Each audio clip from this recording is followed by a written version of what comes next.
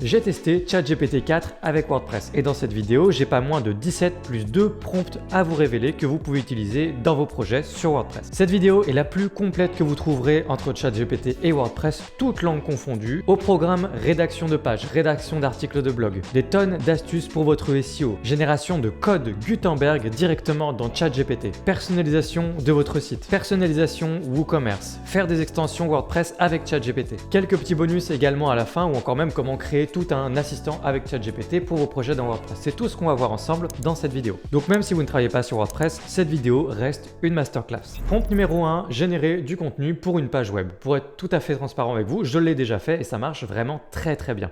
Particulièrement si vous ne connaissez pas justement le marché, l'industrie dans laquelle vous faites un site WordPress. Dans ce cas, vous donnez des indications à ChatGPT, vous lui dites rédige-moi une page à propos, une page d'accueil, une page sur n'importe quel sujet dans n'importe quel marché et il va vous rédiger une page qui est mieux rédigée que 99% des rédacteurs. Mon premier prompt, je veux une page de 600 mots pour un site web de traiteur à Lyon qui présente l'entreprise et l'équipe. Donc vous pouvez vraiment lui préciser le nombre de mots que vous voulez, par exemple ici 600 mots. Attention, vous allez avoir des problèmes si vous essayez de générer trop de contenu avec ChatGPT. Voici l'astuce pour éviter tous les problèmes.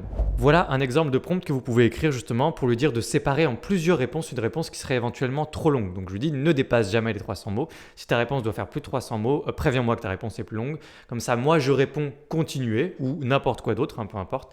Et chaque réponse que tu me donnes ensuite doit toujours respecter cette règle. Dans cette conversation-là, il respectera toujours cette règle. Ce qui fait que j'ai eu une première réponse, il m'a demandé de taper continuer, j'ai tapé continuer et j'ai eu la suite de ma réponse. C'est comme ça qu'on peut contourner les problèmes de contenu qui seraient trop longs et qu'on peut générer du coup des contenus d'une longueur absolument infinie dans ChatGPT. La deuxième astuce va être de demander plusieurs fois parce que si vous demandez plusieurs fois la même chose, il va vous donner des réponses qui sont différentes. C'est justement généré par une IA, ce n'est pas des réponses qui sont pré-mâchées. Et donc si vous redemandez une nouvelle fois ou que vous changez un tout petit peu la tournure de phrase, vous vous demandez un petit peu différemment la deuxième fois avec un contexte un peu différent, un peu plus précis, un peu moins précis, etc., il va vous donner des réponses différentes. Donc ne pas hésiter à demander plusieurs fois. Une astuce à l'intérieur de l'astuce consiste à utiliser les différents modèles de langage qu'on a dans ChatGPT. Ici par exemple, j'utilise ChatGPT+, donc la version payante. Et on a accès à plusieurs modèles. On a le modèle par défaut GPT-5 3.5 je veux dire, mais qui est déjà plus performant quand on est un utilisateur payant que quand on est un utilisateur gratuit. Vous avez ici la version gratuite et là la version payante qui est disponible uniquement pour ChatGPT+. Et vous avez évidemment le fameux ChatGPT 4 qui est juste ici et vous allez avoir des réponses qui sont des fois différentes entre le 3.5 et le 4 et détrompez-vous, vous n'avez pas toujours les meilleures réponses uniquement sur la version 4. Parfois, notamment sur tout ce qui est génération de code, et on le verra plus tard, les réponses sont plus intéressantes sur la version 3.5. Donc pour la rédaction de pages ChatGPT, vous devez vous en servir, même en français, ça marche vraiment très bien. Et pour tout ce qui est webmaster, pour les freelances, pour tous les professionnels, pour les gens pas inspirés pour rédiger votre site, ça fait vraiment un super travail. La dernière astuce va consister à mélanger un petit peu votre texte, spinner votre texte, changer un peu les phrases, les mots, etc. pour ne pas simplement copier-coller bêtement le travail de ChatGPT. Vous pourriez le faire, mais je vous recommande de ne pas le faire tout simplement parce qu'on va peut-être avoir à l'avenir des outils qui vont de plus en plus être capables de détecter les textes générés par des IA.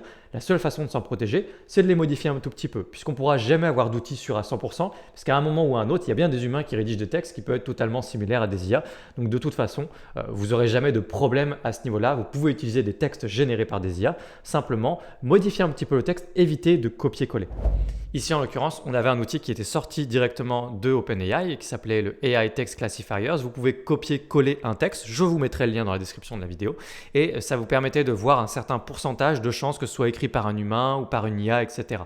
Ça vous permet de voir un petit peu et c'est marrant parce que vous pourriez copier-coller un texte écrit par un humain ici et des fois, vous pourriez voir que ça penche plutôt du côté de c'est généré par une IA alors que c'est pas le cas. Donc vous voyez que c'est pas non plus une science noire ou blanche. C'est juste des pourcentages, c'est des tendances. C'est pour essayer globalement de deviner. La rédaction d'articles de blog, c'est évidemment très intéressant de le faire avec ChatGPT aussi, mais là encore, il faut respecter quelques règles de base pour essayer de faire une bonne rédaction, de bien utiliser ChatGPT.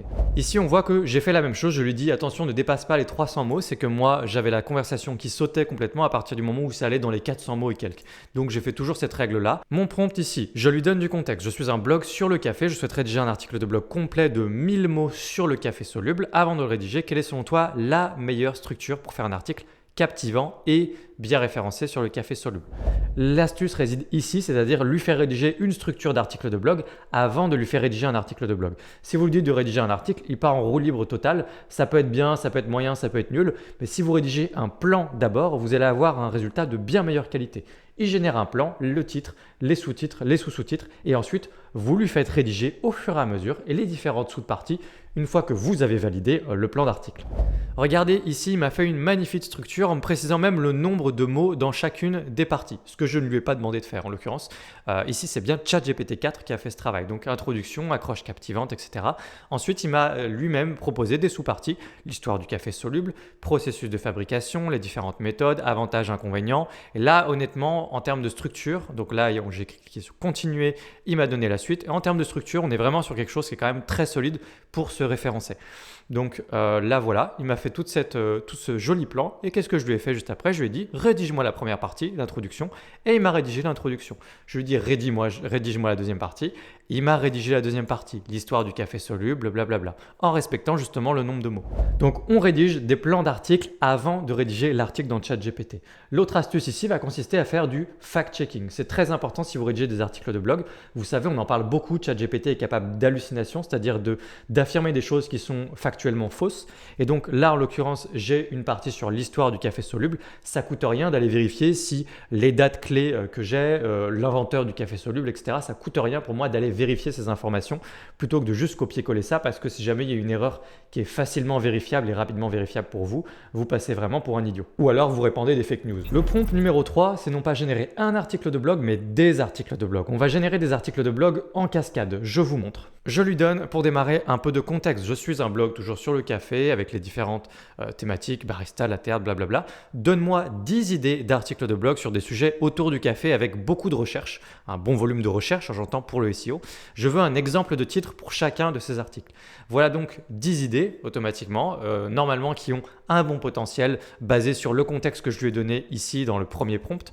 Et dites-vous bien que je lui ai donné ici très peu de contexte. Quand je dis donner du contexte, ça veut dire que vous pouvez donner des gros pâtés. Vous pouvez y aller au contraire parce que plus vous donnez de contenu, plus il aura du contexte et meilleures seront les réponses. Et donc pourquoi j'ai dit des articles de blog en cascade? Eh bien laissez-moi vous montrer ce que j'ai voulu dire. On va dire qu'une idée me plaît, par exemple l'idée numéro 10. Ici je lui demande donc de me proposer 6 variantes différentes de titres plus courts parce que les titres sont toujours beaucoup trop longs, là ça va pas. Donc il me reprend l'idée numéro 10 et automatiquement pour l'idée numéro 10, il me propose 6 variantes. Ensuite, pour la variante que je préfère, la numéro 6, propose-moi une structure d'article. Donc ici, il me propose une structure d'article. Oh, regardez, il y a un truc qui ne va pas et qu'est-ce qui s'est passé ici? Eh bien, c'est l'une des astuces que je vais vous donner dans ChatGPT. Faites attention à l'emploi des mots que vous faites parce que à l'intérieur de cette conversation, tantôt j'ai parlé d'idées et tantôt j'ai parlé de variantes. Et à partir du moment où je continue de parler de ces idées ou de ces variantes dans cette conversation, il faut que je continue d'employer le mot idée ou le mot variante au bon endroit pour être sûr que vous vous compreniez bien. Donc regardez, là je lui dis idée numéro 6, propose-moi une structure d'article. Sauf que ici, je lui ai demandé juste avant pour l'idée numéro 10, propose-moi 6 variantes. Donc l'idée numéro 10, c'était celle-là. Ensuite, j'ai eu 6 variantes. Et ensuite, j'ai dit pour l'idée numéro 6. Et en fait, je voulais dire pour la variante numéro 6. Donc quand j'ai dit idée, lui, il est automatiquement revenu ici pour commencer à me rédiger quelque chose à partir de l'idée numéro 6. Donc vous voyez qu'il y avait le mot idée d'un côté et le mot variante de l'autre. Donc faites simplement attention à l'emploi des mots. Donc je l'ai arrêté, j'ai bien réécrit cette fois variante numéro 6, propose-moi une structure d'article. Et là, il me propose le titre et donc l'introduction, la partie 1, partie 2, etc. avec les différents points à l'intérieur de ces différentes sous-parties. Donc toute une structure d'article plutôt solide. J'ai même pas eu du coup à chercher les fameux cafés importants à travers le monde, les cafés connus, Café Florian, etc. J'ai fait aucune recherche, il m'a proposé ça, servi sur un plateau. Et franchement, j'en connais certains et je pense que c'est quand même un bon top. Donc je lui ai dit de me rédiger à partir du contexte de mon site WordPress des idées d'articles de blog. Ensuite, j'ai pris une idée d'article de blog, je lui ai demandé de me rédiger différentes variantes de titres plus courtes. À partir de l'une des idées de titres que je préfère, je prends le titre et je lui dis rédige-moi le plan de l'article de blog. Et à partir du plan de l'article de blog, je lui demande de me rédiger les différentes sous-parties et donc mon article de blog entier. Et tout ça reste dans cette conversation, ce qui fait que je peux retourner ensuite en arrière sur sur les idées précédentes et puis continuer de rédiger d'autres articles de blog à partir de cette même conversation. Je peux rédiger 3, 4, 5 articles de blog comme ça. Donc on voit rédige-moi la partie 1, il m'a rédigé la partie 1 et là vous voyez que si je continue dans la même conversation, je vais demander des variantes des titres plus courts pour l'idée numéro 2 qui était au début toutes les idées d'articles de blog pour mon blog et il m'a donné 10 variantes justement pour l'idée numéro 2. Ensuite je lui ai demandé de me rédiger une structure d'article de blog juste ici, il me rédige une structure, etc. etc. Le maillage interne. Ici, on va voir une astuce qui va prendre plusieurs formes. Je vais vous montrer déjà comment il peut nous aider très bêtement à faire du maillage interne et puis ensuite je vais vous montrer comment vous pouvez gagner du temps et incorporer ça finalement dans vos prompts originaux directement quand vous faites des articles pour penser d'avance au fait que vous allez faire du maillage interne. Pour rappel, du maillage interne, c'est le fait que vos différents contenus sur votre site se pointent les uns vers les autres pour créer une structure un peu en cocon, un maillage si vous voulez, et avoir quelque chose de plus cohérent aux yeux de Google, mais aussi aux yeux de vos visiteurs, puisqu'il va pouvoir vraiment naviguer à l'intérieur de votre site. Vos contenus sont tous liés les uns les autres. Il va pouvoir passer 1 heure sur votre site tellement vous aurez du contenu pertinent. Ici, je vais demander la partie 1, je veux faire le lien avec un autre article de mon blog sur les origines de l'espresso. Ajoute-moi un paragraphe qui me permettra de faire un lien vers un article Histoire de l'espresso. Donc, il m'a repris exactement le paragraphe en fait qu'il m'avait rédigé à la base dans cet article de blog et là de lui-même rajouter une phrase. Je ne l'ai jamais écrite cette phrase. Si vous êtes curieux d'en apprendre, nous vous invitons à vous consulter notre article Histoire de l'espresso des origines à nos jours.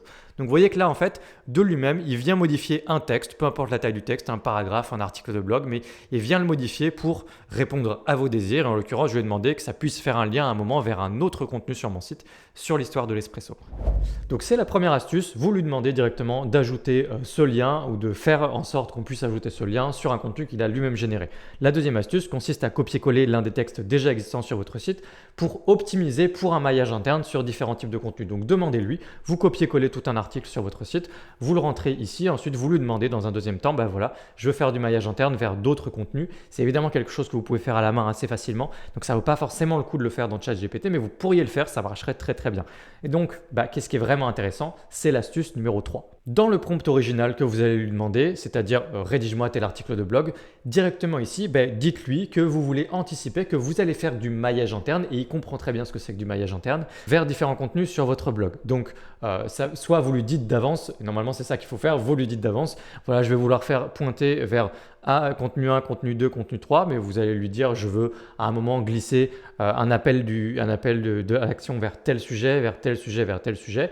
Et donc, prépare-moi dans le texte, dans tout l'article de blog que tu vas me rédiger toi-même sans que j'ai rien à faire, prépare d'avance le fait que je vais faire des liens vers le contenu 1, contenu 2 et contenu 3. Le résumé d'article pour viser la position 0. La position 0, c'est ce que vous trouvez tout en haut des résultats de recherche dans Google. C'est la position qui ressort directement dans Google sans avoir à cliquer sur votre site. C'est ce qu'on appelle la position 0. Cette position-là, pour avoir des chances d'atterrir dedans, et elle est évidemment intéressante, il faut qu'à un moment ou à un autre, vous ayez une bonne synthèse du sujet en question ou d'une réponse à une question. Donc, pour avoir une bonne synthèse, quoi de mieux qu'utiliser ChatGPT? Donnez-lui votre contenu, votre article de blog, votre page, votre question, peu importe, et il va vous donner une réponse synthétique.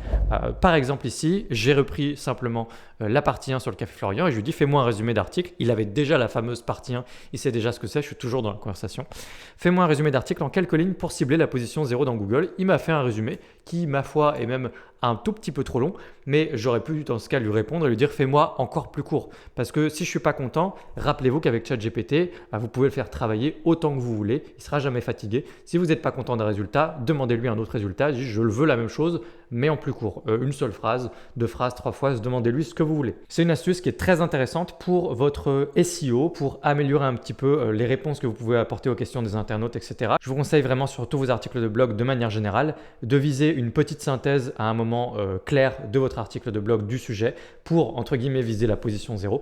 Quoi de mieux que ChatGPT pour faire un résumé du contenu, page ou article de blog très très court à mettre directement dans votre contenu. Optimiser un contenu pour un mot-clé précis. Tant qu'à faire, puisqu'on a commencé à parler de SEO, sachez que ChatGPT est capable de faire le travail pour vous en matière de SEO. Il comprend ce que c'est que du maillage interne, il comprend aussi ce que c'est que des mots-clés, ce que c'est que de la densité de mots-clés, etc.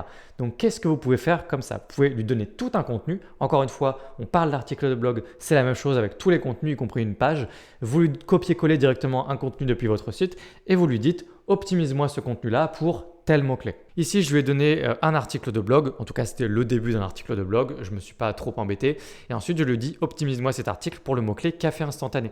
Donc, c'est très amusant. Il a en fait récupéré tous les moments où j'ai dit café soluble et il a remplacé à chaque fois café soluble par café instantané. Plus, il l'a casé quelques autres fois. Mais globalement, il a vraiment optimisé pour le mot-clé café instantané. Et donc, si on relit le texte, on voit qu'il apparaît quand même plutôt régulièrement. Suite à quoi, j'ai eu l'idée d'un prompt numéro 7 qui est de lui demander la même chose mais formulé différemment. Cette fois, plus en densité de mots-clés, keyword density.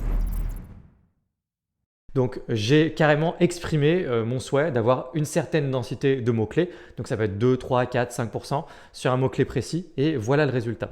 Pour le texte suivant, je veux une densité de mots-clés solubles de 5%. Et il a été capable, là encore une fois, de m'optimiser mon texte pour café soluble avec une densité de ce mot-clé, donc le nombre de fois, le nombre d'occurrences où il apparaît, le nombre de fois où il apparaît, de 5% au total dans ce texte-là. Ce qui fait que c'est apparu encore un peu plus souvent. Et comme c'est apparu un peu plus souvent, en fait, il a carrément inventé des phrases. Il a été obligé d'inventer certaines parties, de rajouter des petits morceaux de phrases, d'inventer des phrases, etc.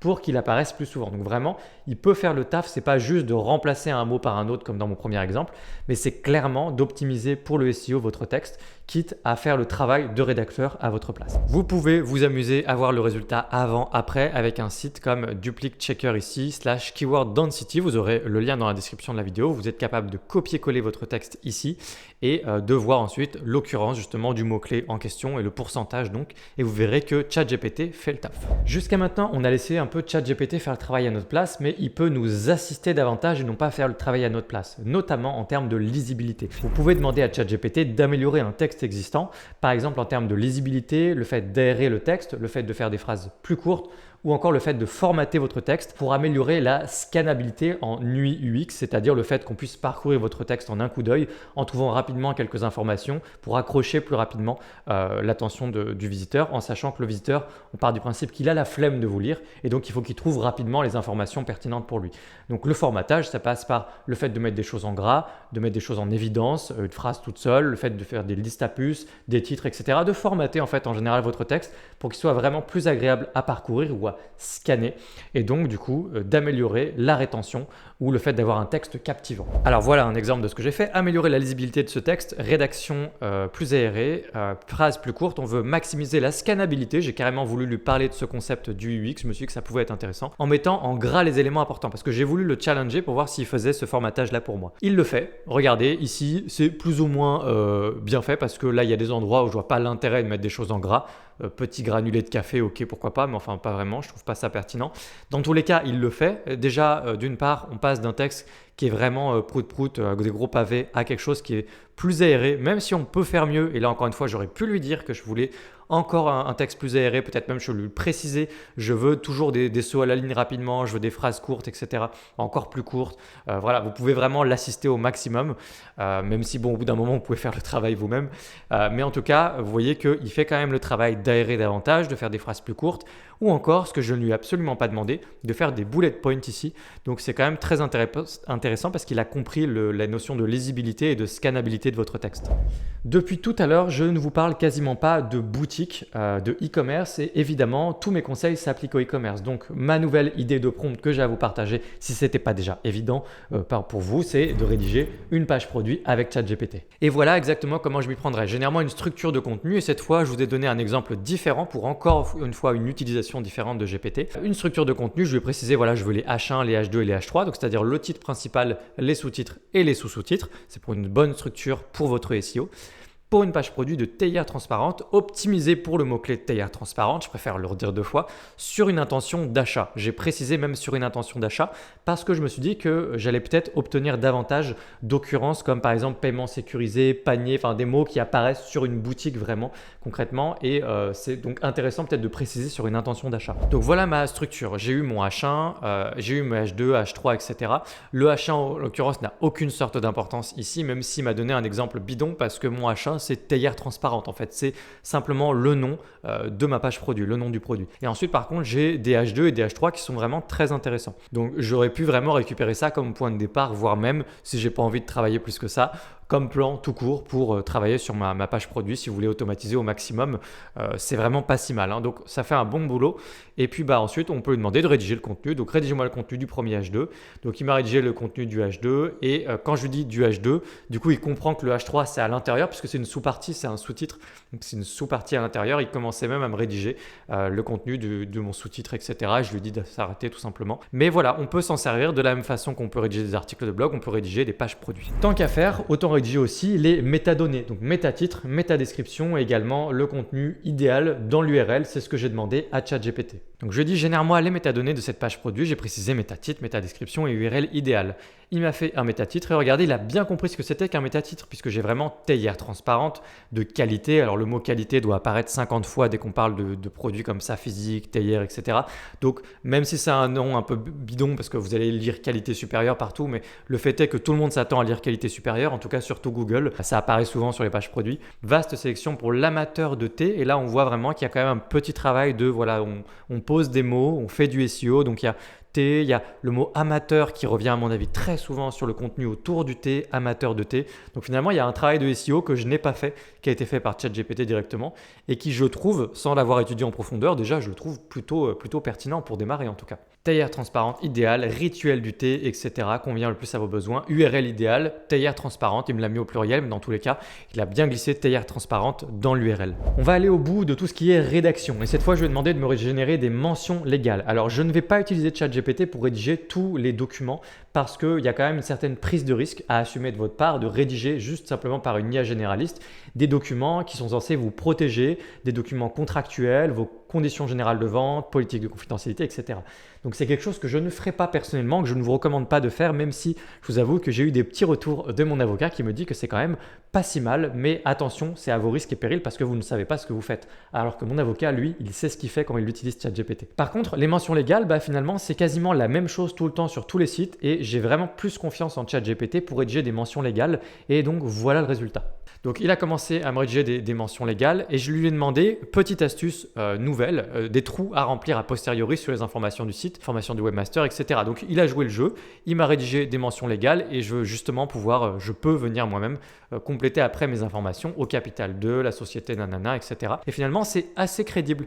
Donc si vraiment vous avez un doute sur est-ce que c'est des bonnes mentions légales ou pas, vous pouvez simplement vous contenter de regarder sur d'autres sites. Je vous invite par exemple à regarder les mentions légales de WP Origami et vous verrez que finalement on a quelque chose d'assez similaire et donc vous pouvez clairement utiliser ces mentions légales sur votre site. Attention, je ne vous donne évidemment aucun conseil légal, vous vous en doutez. ChatGPT serait-il capable de générer du code Gutenberg? La réponse est un grand oui. Regardez ce contenu-là, ce contenu a été fait uniquement avec des blocs natifs WordPress et je ne l'ai pas fait. J'ai fait un copier-coller de ChatGPT directement dans WordPress et je vais vous montrer comment faire ça. Alors attention, c'est uniquement simplement pour voir un peu ce qu'on va être capable de faire avec ChatGPT, avec WordPress, tout ça, mais on n'en est pas rendu là, c'est-à-dire que c'est pas encore forcément très intéressant d'essayer absolument d'utiliser ChatGPT pour générer du code des blocs parce que finalement ce que je vais vous montrer là, c'est vrai que si on le fait nous-mêmes directement dans la page, une section, un bouton, etc., ça va très vite. Donc du coup, il n'y a pas vraiment d'intérêt à utiliser ChatGPT, mais c'est vraiment les prémices parce que dans les semaines et surtout dans les mois à venir, on va avoir apparaître les premiers outils qui génèrent entièrement des pages pour nous, que ce soit avec les blocs natifs de WordPress, mais aussi avec d'autres outils. Donc on est vraiment sur les débuts, mais j'aimerais vous montrer que ça fonctionne et je trouve ça quand même bluffant parce que je l'ai fait à 2, 3, 4 reprises. Ça fonctionne, on peut générer du code, le copier-coller et du coup il faut venir compléter évidemment nous-mêmes avec des images, etc. Je veux du code Gutenberg pour WordPress, une section sur fond. Alors je vais donner une couleur directement, c'est juste pour voir s'il allait me donner ma couleur, celle que je voulais. Entre colonnes, colonne de gauche avec un titre texte, bouton en savoir plus, colonne de droite avec une image au bord arrondi. Il m'a généré du code. Ici, regardez, vous avez un petit bug. Alors ce petit bug, vous allez peut-être le rencontrer assez souvent parce que j'ai l'impression que ChatGPT, ils sont complètement débordés. Et donc du coup, des fois, il s'arrête en plein milieu. Alors s'il s'arrête en plein milieu de la réponse qu'il était en train de vous donner, demandez-lui tout simplement de continuer sa réponse. En fait, il en a conscience et si vous lui dites continue d'écrire, continue ta réponse, il va continuer là où il s'était arrêté justement. Donc voilà, pas de panique par rapport à ça. Donc là, il s'excuse pour cette erreur et il me donne la suite justement de sa réponse. Et donc c'est du code Gutenberg à copier-coller littéralement. Donc tout ce que vous avez à faire, en l'occurrence c'est en 2 morceaux, donc il faudra bien copier-coller les 2 morceaux Pensez-y. Et là, en l'occurrence aussi, je lui ai demandé une image et évidemment, il ne peut pas inventer une image ici. En tout cas, pas encore. Donc ici, il m'a mis une image en exemple, mais en fait, il faudrait changer cette image, ce que vous pourrez faire une fois que vous êtes dans Gutenberg de toute façon. Vous pouvez donc juste simplement copier ce code et ensuite, on peut aller directement dans notre site test ici. Je vais aller modifier la page. Et quand vous êtes dans une page comme ça dans WordPress, en fait, vous allez en haut à droite dans l'éditeur de code, ce qui vous permet en fait plutôt de coller du code ici. Donc vous collez votre code. Je vais récupérer justement le deuxième petit morceau qui avait juste en dessous. Donc je vais faire copier et puis je vais le coller juste en bas. Donc j'ai collé le reste de mon code juste en bas ici. Et puis ensuite, vous pouvez directement cliquer ici, il y a un petit raccourci sortir de l'éditeur de code et ça va vous redonner directement le résultat. Voilà. Et donc du coup, on a ici une partie de votre page qui a été générée simplement par ChatGPT. Donc vous voyez qu'on peut générer du code Gutenberg dans ChatGPT. Ici pour l'image, vous voyez bien qu'il y a un petit problème. Donc l'image, il faut la remplacer.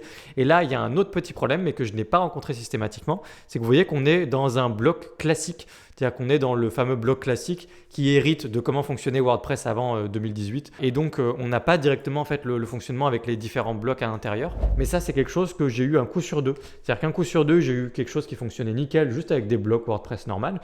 Et la fois d'après, j'avais le bloc classique comme ça où il y avait du contenu à l'intérieur. Et donc, c'est vraiment pas terrible de fonctionner comme ça, évidemment. C'est pas le but. Donc voilà, c'est juste pour vous dire que c'est en chantier, on est sur du work in progress. Je sais qu'il y a des outils qui arrivent qui sont bien plus avancés que ça, mais je voulais vous montrer que ça marche et je l'ai fait à plusieurs reprises. On peut générer du code Gutenberg, le coller dans notre site et avoir une page qui a été faite par ChatGPT. Donc je vous laisse faire des tests, demander des parties de pages, des grosses pages, des machins, dans des thématiques différentes, etc. Essayez un petit peu des choses avec Gutenberg.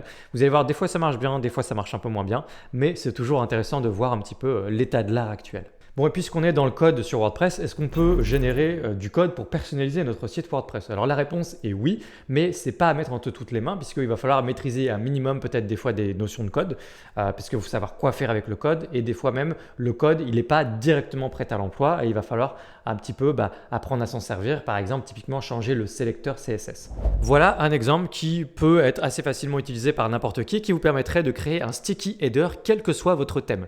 Même si votre thème n'a pas de sticky header, vous pouvez le faire avec ChatGPT. Donc par exemple, génère du code à copier-coller pour rendre le header de mon site WordPress sticky. Il m'a donné mon petit bout de code.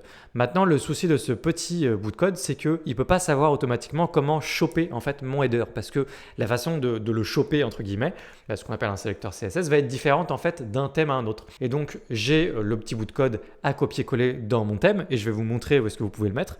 Et ensuite, il vous indique justement comment est-ce que vous pouvez faire en sorte de savoir comment réussir à appliquer ce bout de code et qui fonctionne sur votre thème et donc votre site WordPress à vous si jamais le code en l'état ne fonctionne pas et il y a de grandes chances que le code en l'état ne fonctionne pas pour vous. Je vais vous montrer moi comment ça s'est passé avec le thème Kadence. Pour copier-coller ce bout de code, vous pouvez simplement aller dans personnaliser dans votre thème et vous avez une partie normalement qui s'appelle CSS additionnel tout en bas juste ici et ici vous pouvez du coup copier-coller votre code.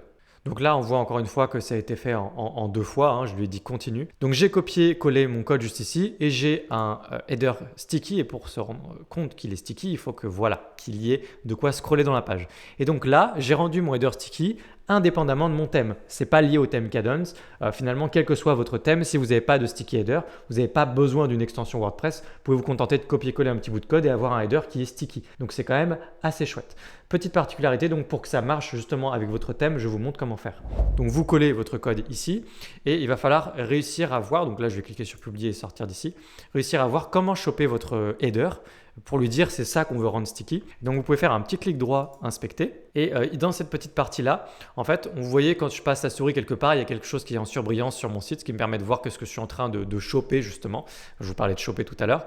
Et donc par exemple, je peux mettre un peu n'importe où dans ceux-là. En fait, la plupart ils vont marcher, mais moi je suis remonté le plus possible. Vous voyez qu'il y a une petite hiérarchie en branche là. Et en fait, vous pouvez remonter le plus loin possible. Là, c'est trop loin. Hop là, typiquement, là on voit que j'ai justement mon header et après je suis à l'intérieur de ça. Vous voyez que là, je peux le dérouler, le renrouler. Tout ça, c'est à l'intérieur, mais je ne peux pas remonter plus loin. Donc là, j'ai mon en-tête justement. On le voit avec la surbrillance en bleu. Et donc, en fait, l'astuce, c'est de faire un clic droit quand vous êtes au bon endroit. Et vous allez ici dans Copier et vous faites Copier le sélecteur. Ici, copier le sélecteur. Ensuite, je peux quitter cet endroit-là. On peut retourner dans Personnaliser. Donc, c'est sur ce site. Je retourne dans Personnaliser. Et comme ça, on peut lui indiquer justement où est notre header. Dans mon exemple de sticky header. Je retourne dans CSS additionnel et on a juste ici le petit masthead, c'est ce que j'avais mis à la base, donc je l'avais déjà mis, donc je l'avais déjà, et hop, et ensuite vous laissez derrière tout le code qui commence avec des accolades comme ça, et là il est sûr d'avoir chopé votre header et de le rendre sticky. Et donc cette astuce-là marchera indépendamment de votre thème, n'importe quel thème vous pouvez appliquer la même méthode. On va pas s'arrêter là, on va pas s'arrêter à WordPress, on va même regarder si on peut faire quelque chose du côté de WooCommerce. Évidemment c'est possible, donc je lui ai demandé de me générer un code WooCommerce pour afficher un label sur les nouveaux produits dans ma boutique. C'est-à-dire que je voulais un petit label en fait sur le listing de mes produits qui écrit nouveau, petit label avec un petit fond de couleur, et pour tous les produits qui sont nouveaux, c'est-à-dire j'ai décidé que les produits nouveaux c'était les produits qui étaient ajoutés sur ma boutique depuis moins de 30 jours. Donc voilà le résultat. Génère du code WooCommerce pour un petit label nouveau avec couleur de fond verte. Vous pouvez être plus précis, moins précis, vous connaissez la chanson. Les produits, je vais préciser sur les nouveaux produits, c'est-à-dire les produits ajoutés depuis moins de 1 mois. Donc vous pouvez changer ces paramètres-là. Vous pouvez dire que c'est moins de 15 jours, vous pouvez dire ce que vous voulez, vous pouvez changer la couleur, vous pouvez écrire autre chose, vous pouvez mettre une icône dedans, vous pouvez faire ce que vous voulez. J'ai récupéré ici le code qui m'a donné là. Donc je copie le code et ici on va pouvoir le mettre directement dans une extension comme Code Snippets. C'est vraiment le plus simple par rapport à ces histoires de thèmes enfants. Utilisez simplement une extension comme Code Snippets. Donc je suis justement dans Code Snippets ici. Vous faites une recherche dans les extensions, vous tapez Code Snippets, c'est écrit comme ça. Vous allez trouver cette extension là, elle est très connue, très simple d'utilisation. Vous pouvez cliquer juste ici sur Ajouter pour ajouter un nouvel extrait, donc un petit bout de code à copier-coller, à injecter sur votre site. En l'occurrence, je l'avais déjà fait ici, on a nouveau produit. Et donc j'ai littéralement collé le code que m'a donné ChatGPT. J'ai donné un petit nom pour m'y retrouver moi dans mes petits bouts de code. Donc c'est l'extrait de code nouveau produit. Et ensuite vous faites enregistrer les changements et activer. Vous pouvez l'activer comme ça. Vous pouvez l'activer et le désactiver à tout moment juste ici avec la petite coche. Et donc ensuite quand on se balade sur la boutique, j'ai un petit label nouveau sur tous mes produits et je peux enlever ce label une fois que je désactive du coup le petit bout de code. Et donc tous ces petits éléments de personnalisation dans WooCommerce, vous pouvez faire un peu ce que vous voulez. Il y a des histoires de labels, il y a peut-être des histoires de prix à changer, etc.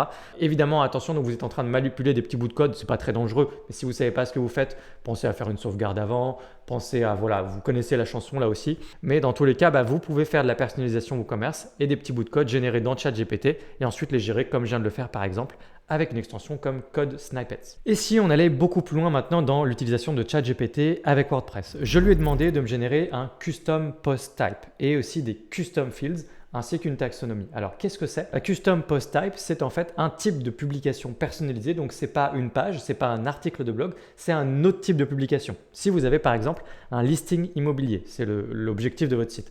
Bien, dans ce cas, un type de publication, c'est des biens immobiliers par exemple. Au lieu d'être une boutique et on appelle ça des produits, vous êtes un listing immobilier et on appelle ça des biens immobiliers. Donc, vous avez biens immobiliers en menu directement dans WordPress. Ensuite, vous pouvez ajouter des biens comme quand vous ajoutez des pages ou des articles de blog.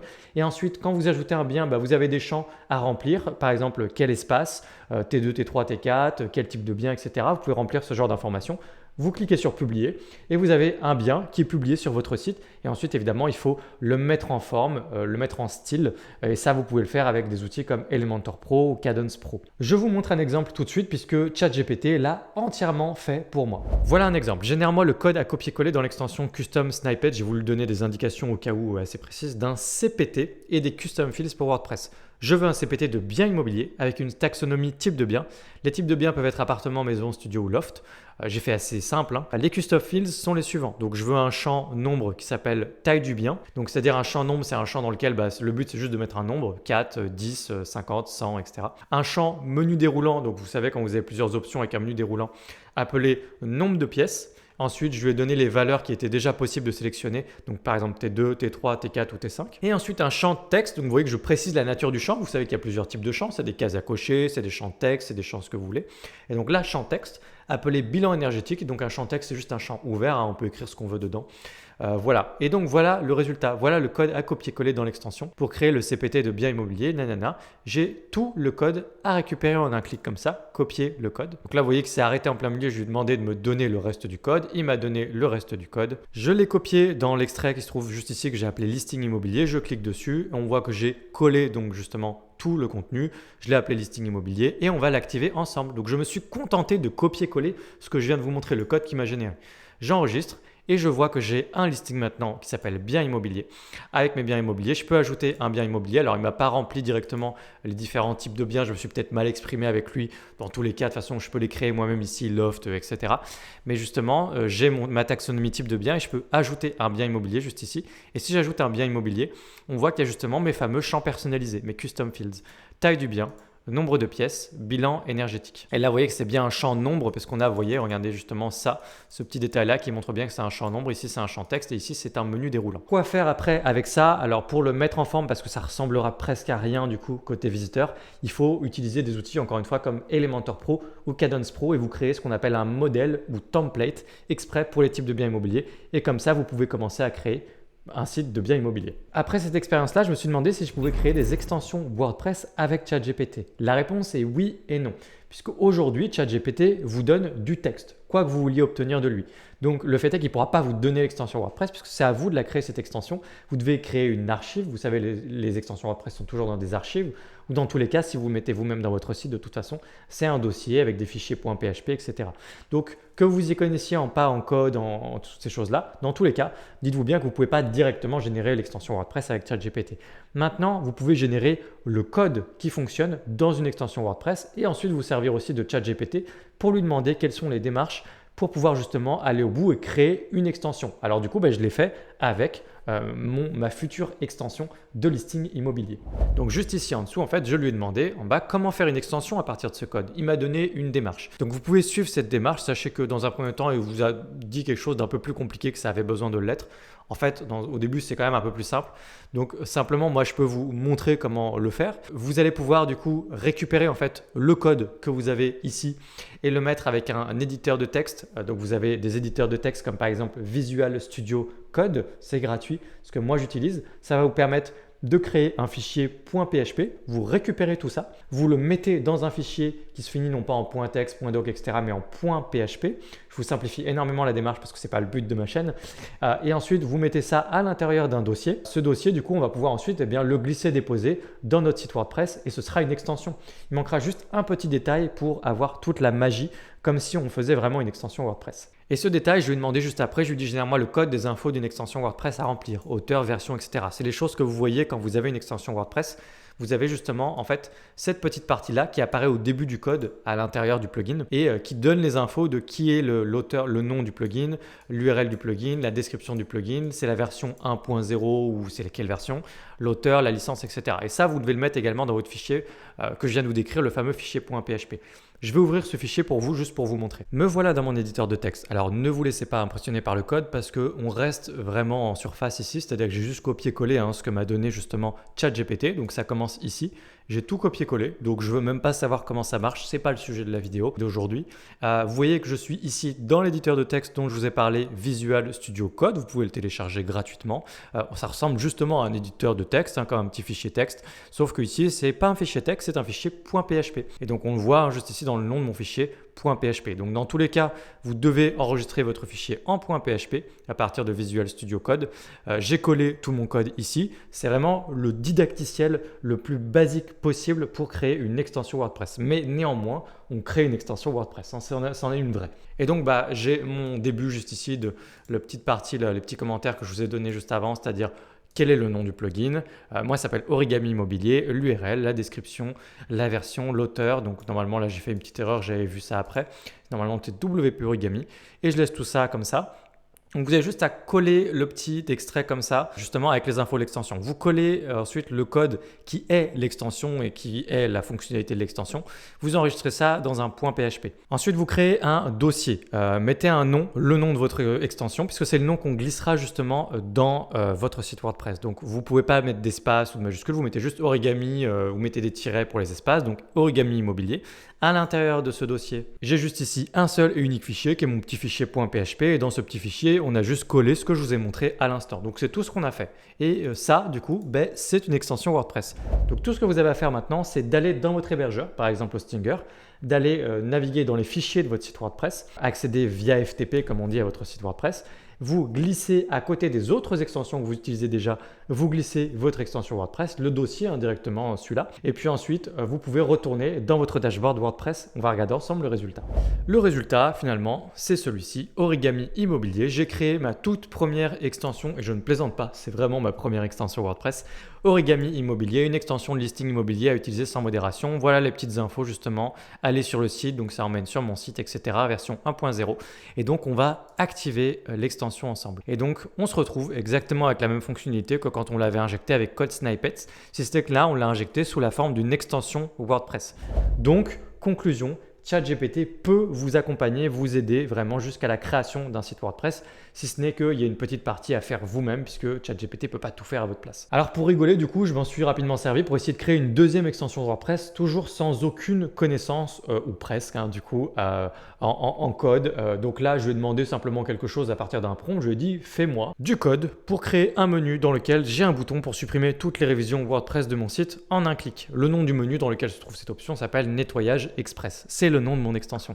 Il m'a généré un bout de code que je suis parfaitement incapable d'auditer, en tout cas sauf s'il faut, alors ça me prendra un temps important parce que je ne suis pas développeur à la base. Ce code crée un menu et je lui ai dit tiens, je pense qu'il me manque quelque chose. En fait, j'aimerais bien aussi qu'il y ait un texte qui me dit le nombre de révisions actuelles que j'ai sur mon site au total. Comme ça, une fois que j'ai cliqué sur un bouton, ça m'affichera 0. Donc les révisions, c'est vraiment tous les brouillons que vous avez de tous les posts, donc les pages, les articles, etc. qui restent toutes les versions antérieures, ce qui vous permet de revenir en arrière facilement, mais ça reste stocké dans la base de données. Si vous avez un site depuis plusieurs années, c'est quelque chose qui reste là et finalement, ça prend un petit peu de place pour rien et ça s'appelle faire le ménage, quoi. Donc j'ai créé une extension pour faire le ménage. Ensuite, il m'a donné le code, le fameux code que j'ai copié-collé. J'ai fait exactement la même démarche que ce que je vous ai montré juste avant, c'est-à-dire le mettre dans un fichier .php, mettre le petit bout au début pour dire voilà le nom de l'extension, etc.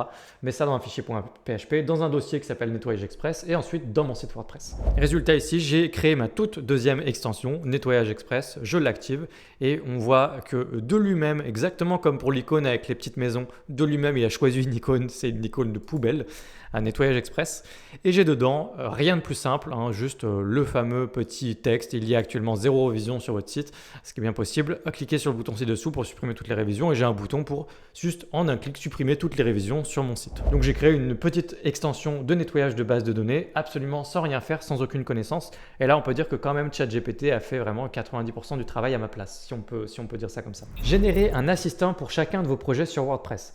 J'aimerais terminer ces différents conseils, prompts et astuces en vous rappelant que ChatGPT est vraiment un assistant, c'est une IA très généraliste qui est là pour vous assister de manière globale sur les choses que vous faites et en l'occurrence sur vos différents projets sur WordPress. Donc vous pouvez démarrer et entretenir dans la durée, dans le temps, une conversation avec ChatGPT dans le seul but de vous assister dans la prise de décision de ce que vous allez faire sur votre site. Ça peut être en matière de design, ça peut être en matière de structure, ça peut être en matière de SEO, ça peut être en matière de monétisation, ça peut être en matière de n'importe quoi auquel je n'aurais pas pensé et que vous pouvez donner en commentaire pour les autres. Mais générer un assistant dans ChatGPT, ça veut juste dire que vous allez garder la conversation avec lui et dès que vous avez des questions, vous pouvez aller lui les poser, lui donner un maximum de contexte sur votre projet et il vous assistera dans n'importe quelle direction.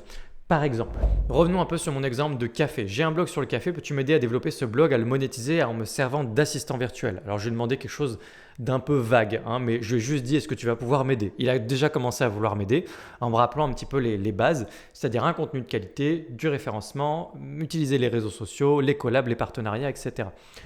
Moi-même, du coup, j'ai un blog sur le café et pendant longtemps, chez moi, on se demandait un petit peu comment on allait monétiser ce blog de café et certains pensaient que c'était tout simplement pas possible ou difficilement possible parce que pas beaucoup d'argent, parce que dans le café. Alors c'est vrai, mais ce que je trouve intéressant, c'est que moi je suis persuadé évidemment que ce blog est complètement monétisable et donc je me suis dit pendant que je préparais cette vidéo, tiens, est-ce que je ne demanderais pas à ChatGPT comment on ferait pour monétiser ce blog, voir à quel point il fait preuve de créativité pour des pistes à explorer pour gagner de l'argent de plein de façons différentes à partir de ce blog sur WordPress. Et le résultat est assez étonnant et de mon point de vue satisfaisant, encourageant en tout cas si j'étais le propriétaire de ce blog et que je voulais démarrer justement, commencer à gagner ma vie avec ce blog, je pourrais vraiment me servir de ChatGPT pour m'aider. Donc là, je lui ai demandé vraiment quelle est la meilleure façon de monétiser mon blog, qu'est-ce qui serait le plus rentable. Et donc, il me donne plein de pistes assez intéressantes. Par exemple, la publicité en ligne, c'est vrai que je dis pas que c'est le plus rentable, mais c'est vrai qu'on sur ce blog en question, sur lequel il y a un peu moins de 10 000 visiteurs par mois, on n'a même pas mis en place AdSense, alors qu'on pourrait le faire juste par expérience pour voir un petit peu comment le mettre en place. Et ça générerait quelques euros par mois sans doute en plus. Mais donc c'est quelque chose qu'on peut faire assez rapidement. Évidemment, c'est dommage de trop le faire parce que ça pollue l'expérience sur votre blog. En tout cas, on peut le faire. Et puis, on a plein d'autres suggestions. Donc, marketing d'affiliation, vente de produits, contenu sponsorisé. Et regardez, il y a même cours et ateliers pour monétiser l'expertise autour des cours en ligne, des ateliers, webinaires, etc. sur les aspects du café, la dégustation, l'art du latte art ou la torréfaction à la maison. Franchement, il y a des idées qui sont quand même poussées. Ils proposent même d'utiliser les plateformes comme Teachable, Udemy, etc. pour héberger et vendre vos cours. Bon, utilisez WordPress, très clairement. Il y a également l'idée d'un abonnement premium pour un contenu exclusif pour des membres payants dans le site. Donc c'est quand même assez chouette. Ils vous donnent carrément des idées d'extension. MemberPress qui est une extension historiquement connue, même si aujourd'hui je vous recommanderais plutôt Sure Members. La publicité directe sur votre blog, consultation autour du domaine du café. Donc même l'idée de consultation pour des gens qui veulent ouvrir des coffee shops, etc. Vous pouvez être coach, avoir une petite consultation avec ces gens-là et les aider à prendre les bonnes décisions en termes de marketing, de cartes, de menus, d'équipements dans le coffee shop, etc., etc. Donc vraiment, on voit qu'il est vraiment capable de m'accompagner et ensuite, vous pouvez rebondir sur un sujet ou un autre, quelque chose qui vous intéresse et ensuite lui demander des précisions sur tel point et puis creuser comme ça.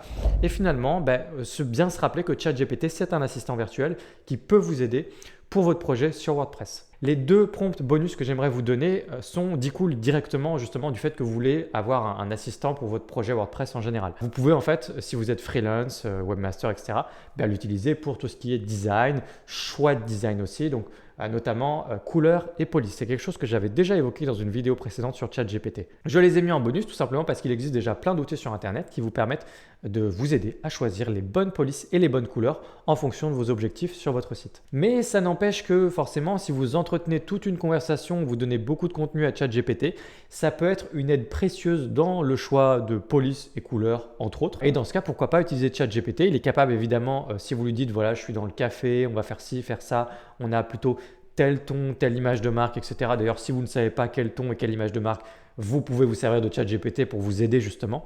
Il vous donnera des conseils à ce niveau-là. Donc, l'idée, c'est bien de se rappeler que ChatGPT peut donner des conseils sur n'importe quoi. Mais donc, une fois que vous lui avez donné un peu de contexte aussi, il va vous dire peut-être telle police ou telle palette de couleurs à utiliser sur votre site avec telle couleur d'accentuation pour les boutons, etc., etc.